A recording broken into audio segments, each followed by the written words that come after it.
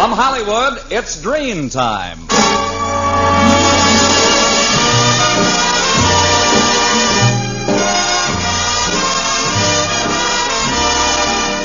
Ladies and gentlemen, the makers of Dream Shampoo are pleased to present the 11th in a series of new programs written by Phil Rapp, produced by Carlton Alsop, and starring Don Ameche, Blanche, why don't you let me sleep, huh? Danny Thomas, and Frances Langford, who sings...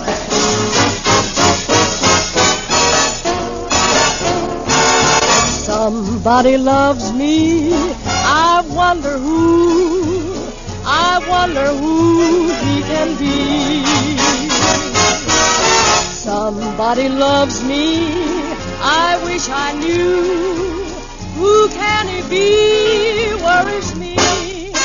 For every boy who passes me, I shout, hey, maybe you were meant to be my loving baby. Somebody loves me, I wonder who, maybe you.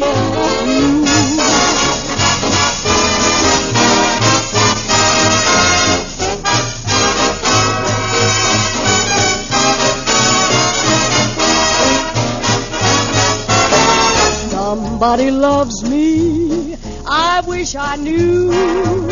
Who can he be, worries me. For every boy who passes me, I shout, hey, maybe you were meant to be my loving baby. Somebody loves me, I wonder who, maybe it's you.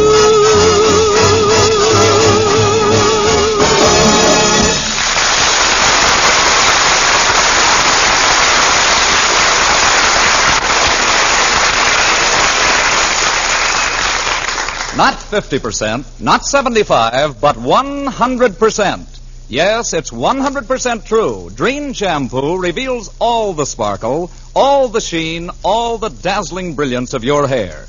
Never before, Dream, could any shampoo leave your hair so lustrous.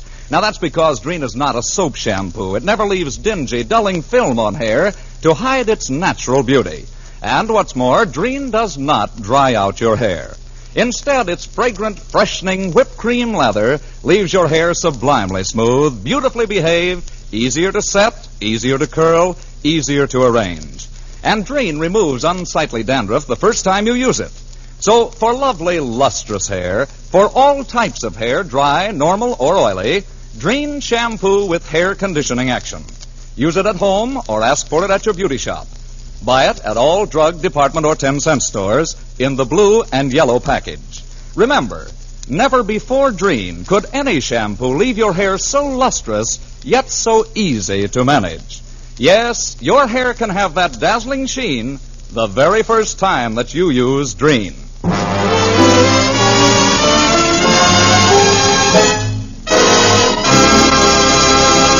And now here is your host for the evening, Don Ameche.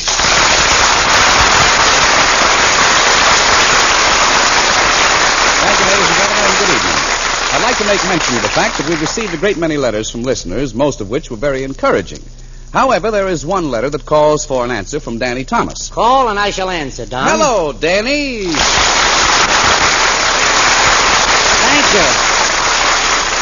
Thank you. What's the gist of the note, Don? Well, it's just this. The writer, a lady of middle age, I should guess, suggests that you sing a serious song now and then.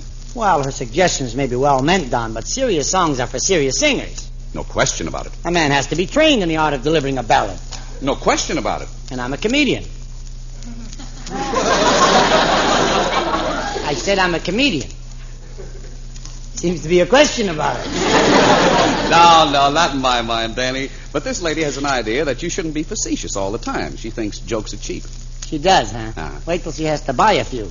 At any rate, the letter is very complimentary, and she goes so far as to compare you with Al Jolson, possibly the greatest entertainer of all time. No question about that. She wants to know why you don't sing the kind of songs he did. Well, you just don't write tunes like that today. Besides, Jolson had a wonderful gimmick. Gimmick? Weenie. Squeeze. That's a songwriter's jargon for trick. Oh. Look, he sang about his mother, his kid Sonny Boy, and his home in Alabama all in one season. That's pretty powerful stuff, kid. That's quite a gimmick. I mean, what have we got to sing about? You know we can't sing about mother. We'd be called corny. After all, you got to remember, this is the atomic age. Oh, we're a sharp, brilliant people. I mean, we're so much more brilliant than our forebears, we now know how to destroy ourselves 50 times as quickly. Yeah, you have a point, Danny. So what can we sing about and be up to date? Schizophrenia? or maybe kleptomania. Can you imagine singing a song called A Pretty Kleptomaniac is Like a Schizophreniac, but the malady lingers on? I never heard of that one. Or maybe you'd like me to sing about that new medical discovery, sulfahydrothioparapensinilamide. What a medicine that is, brother. Great, huh? Great. They haven't found a disease for it yet.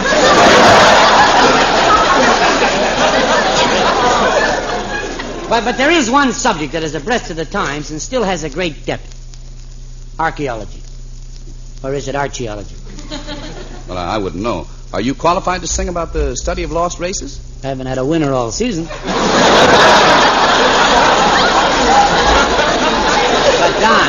Don, would it shock you if I told you I took a special course in archaeology at Cairo Prep? No. Yes, sir. I'm a graduate archaeologist. Or is it Archie? Why don't you call Duffy's Tavern? I'll do that. Now, as soon as I received my diploma, the entire graduating class was sent to the Egyptian desert to search for relics. The second day out, I unearthed a priceless old vase. Or is it vase? Either is correct. Or is it either? Well, the third day while I was snooping, that's right, snooping, around the pyramids, I found an unopened crypt. A crypt? Crypt. It was full of ossified sand crabs. And what did you do? I crept into the crypt, cribbed a crab, and crept out of the crypt again. I'm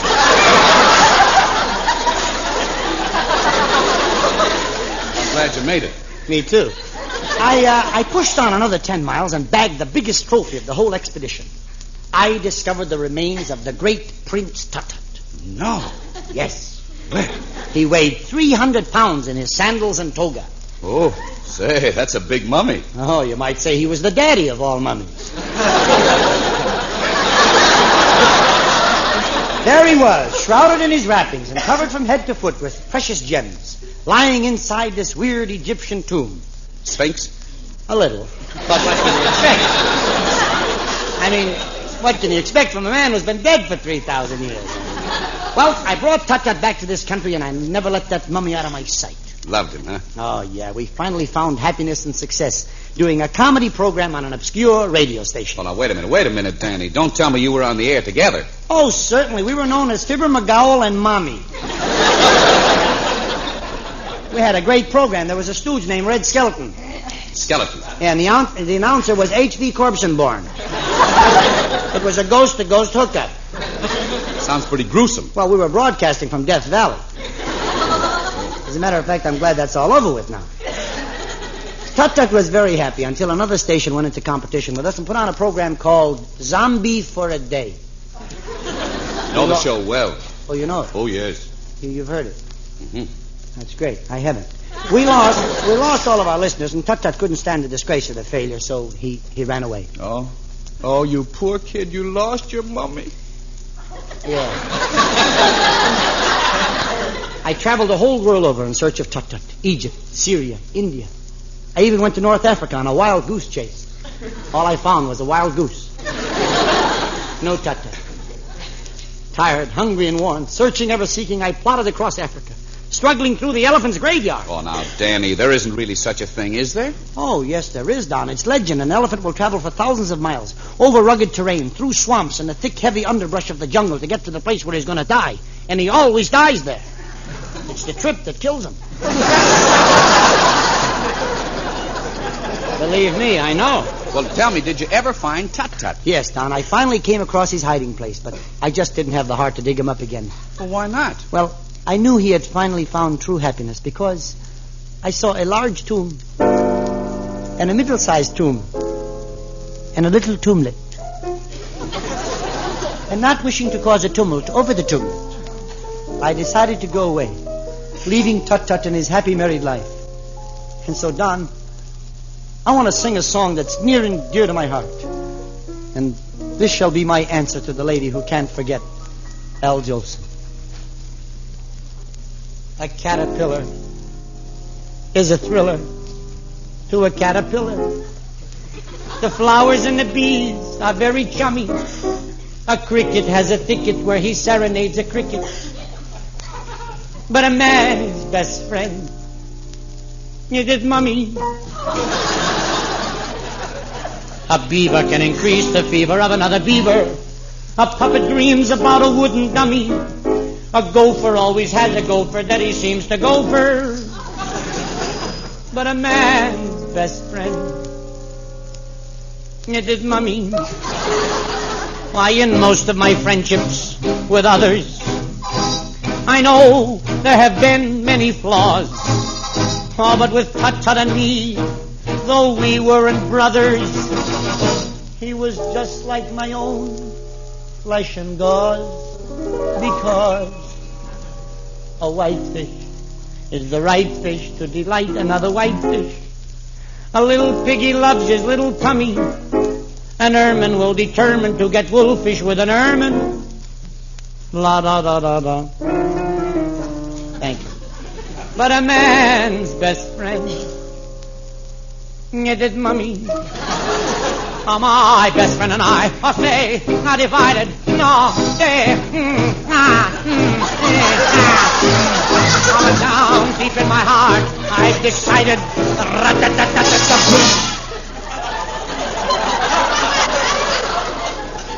to make every day a mummy's day. A turtle who's a flirtle find excitement with a turtle. A little lamb adores his honey lammy. A sea bass who's a he bass loves a sea bass who's a she bass. La da da da da. Now I don't intend to offend the mammy down in Alabama, but a man's best friend right to the end is his mummy. Sorry, Jolson, not his mammy.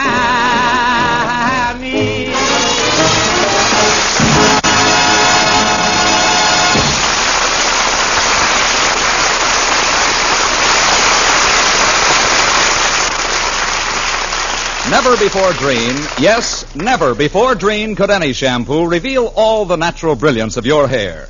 Never before Dreen could any shampoo leave your hair so lustrous yet so easy to manage. When you dreen your hair, you bring out all its sparkling highlights. When you dreen your hair, you glamorize all its soft, thrilling texture. When you dreen your hair, you remove all luster-dulling film and unsightly dandruff. And more, Dreen's rich whipped cream lather leaves your hair easier to set, easier to curl, easier to arrange. So for lovely, lustrous hair, for all types of hair, Dreen shampoo with hair conditioning action. Never before Dreen could any shampoo leave your hair so lustrous, yet so easy to manage. D-R-E-N-E, Dreen shampoo.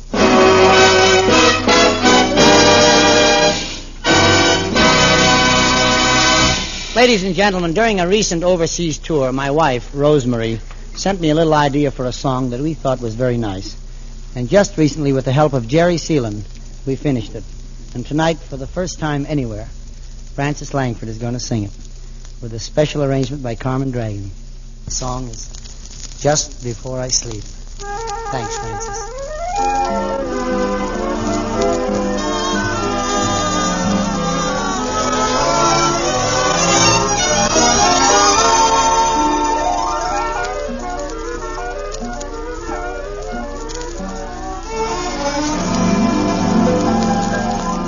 Just before I sleep,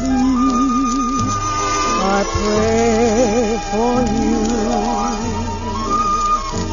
I love you with each prayer I say for you.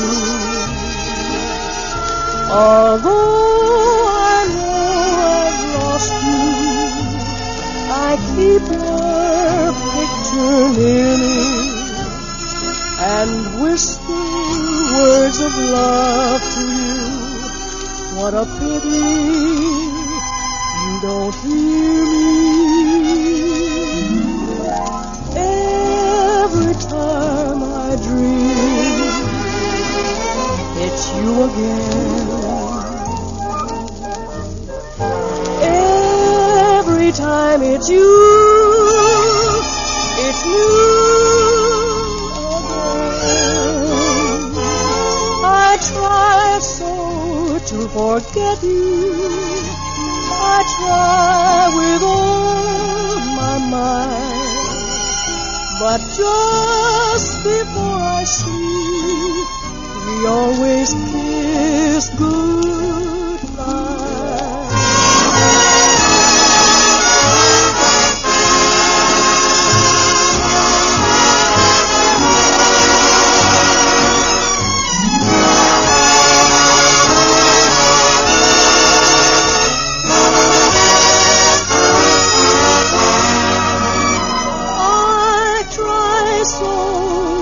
Forget you.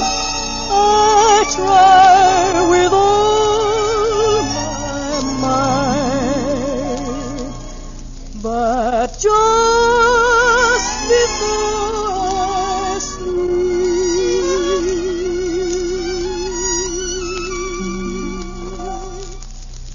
we always kiss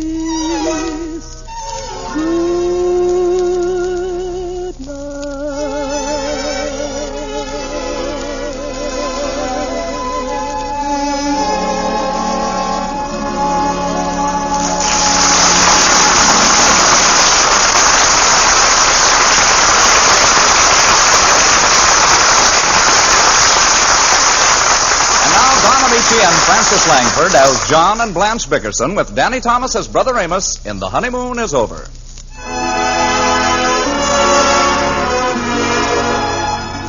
The Bickersons have retired. Mrs. Vickerson lies rigid but awake in the darkness as poor husband John, victim of an obscure type of insomnia that prevents other people from sleeping, exhibits the telltale symptoms of his dread affliction. Listen.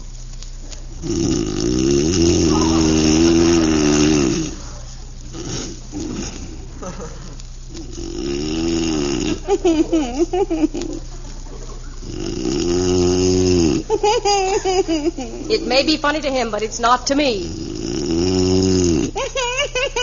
John, cut it out. Cut it out, Blanche.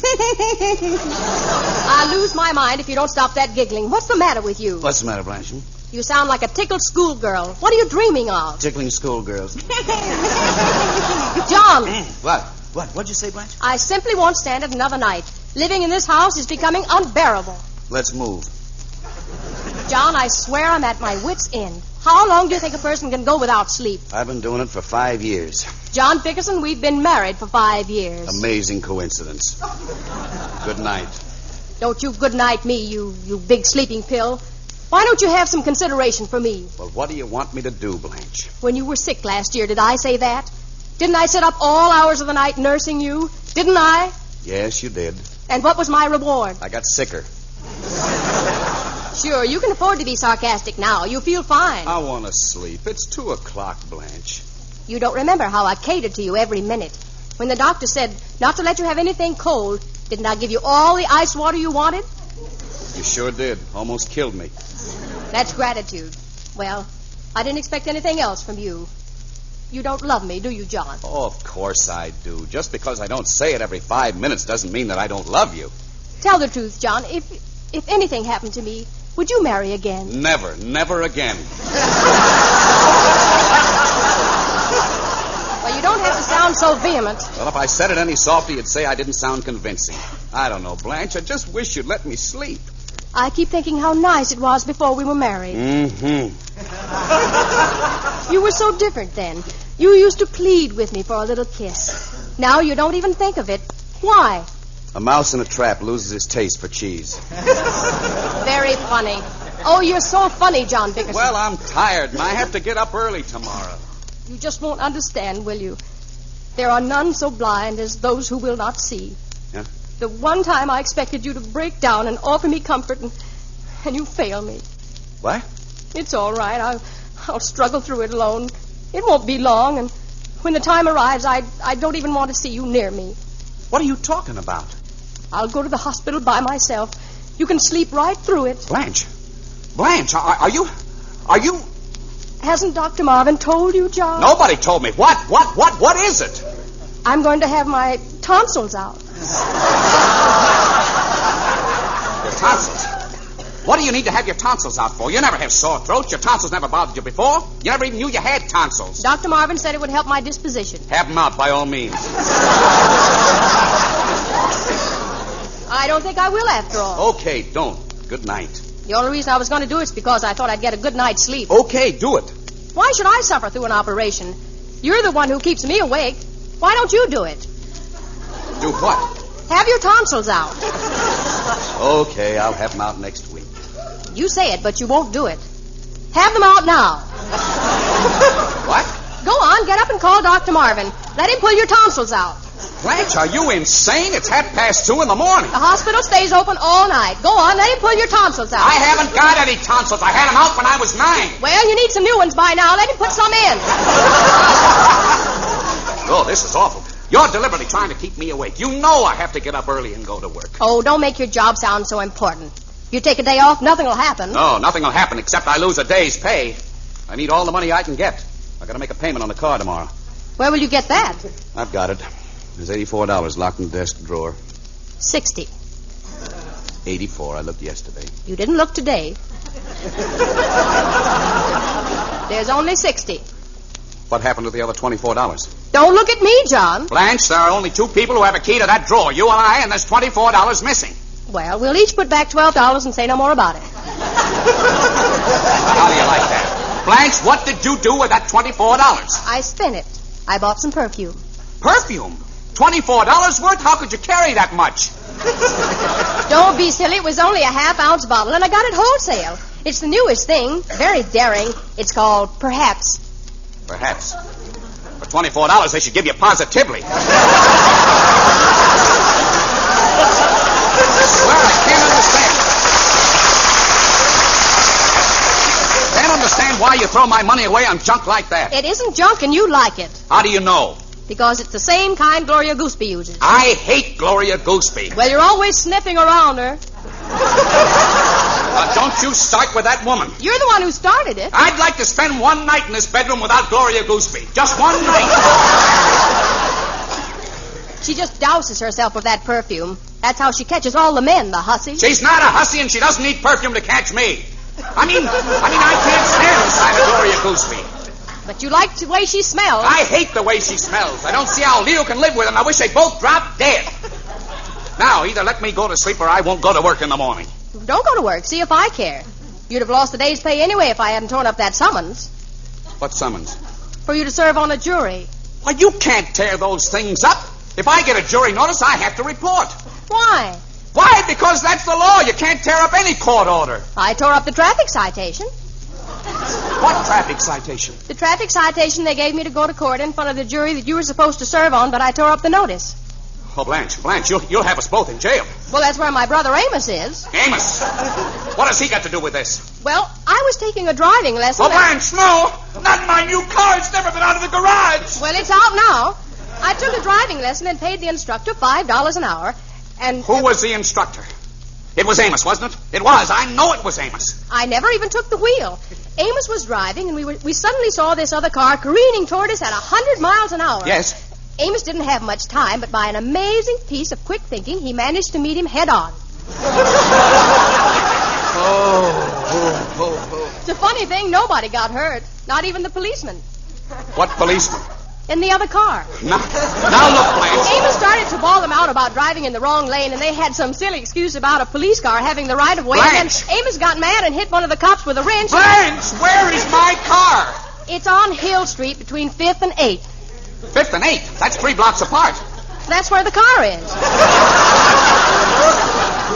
About 3 blocks apart. Or it was. They took some of it away to the police pound. Some of it? Well, I don't care. I'm insured. I'm just happy they got that Amos in jail. They can't do anything to him. Oh, they can't, huh? That's reckless driving and resisting an officer. They can wrap him up good. They can't do a thing about his driving, and you know it, John. Why not? Because he doesn't have a license. Oh, Oh, that's different. They'll only add another 5 years. I hope they give him life. John, why do you despise my poor brother so? Because I hate him. And don't you dare ask me to help him, Blanche. Well, the least you can do is help me. I have to go to court, too. Well, it serves you right. Go on, testify against me. Get me locked up in jail. Oh, nobody's going to lock you up in jail. Let them put me on bread and water. You won't feel so good when I walk that last mile when they slit my pants leg. Blanche! Why don't you get me a reprieve, John? Oh, stop it! They're not going to do anything to you. Now go to sleep. Go to sleep, he tells me. My poor brother's in jail. My own husband's going to testify against me. Go to sleep. How can I sleep? I'll never... How can he be so heartless? Hello. Where's the phone, Blanche? I've got it. Hello? Blanche, this is Amos. I'm still in jail. Wait, Amos. I'll get John. Talk to him, John. Sure. Hello. Jocko? Drop dead. Oh, listen, you gotta come down and spring me. This is the first call they let me make. Drop dead. Don't be sorry, Jocko. I'm in an awful jam. I'm in a tank here with 50 other bums. Drop dead. But I got money enough to pay for all the damage. I think I even got enough for the bail bond.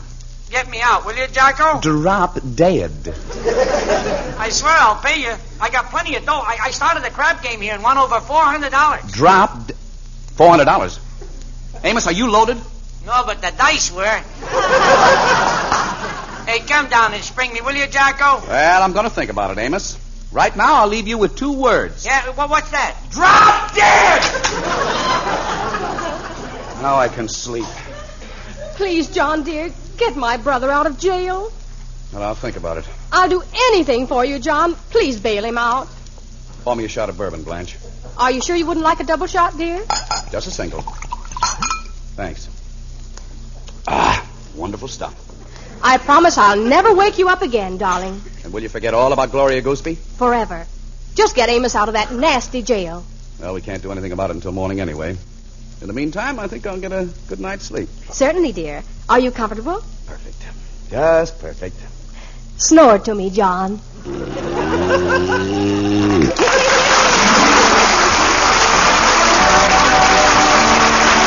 This is Toby Reed reminding you, never before dream. Yes, never before dream could any shampoo reveal 100% of the natural luster of your hair.